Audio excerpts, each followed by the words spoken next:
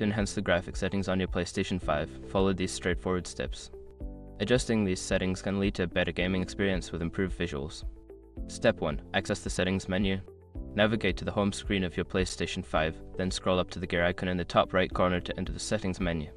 Step 2. Select screen and video. In the settings menu, find and select the screen and video option. This section allows you to adjust various display and video settings. Step 3. Adjust video output. Under the screen and video settings, look for video output.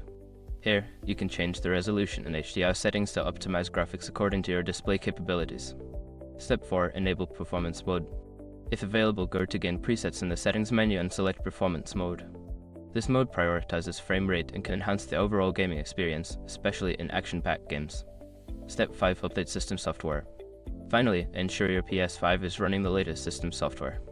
Go back to the settings menu, select System, then System Software, and choose System Software Update and Settings to check for updates. Keeping your console updated can improve performance and graphics. By following these steps, you can enhance your gaming experience on the PlayStation 5 with better graphics settings. Enjoy your gaming!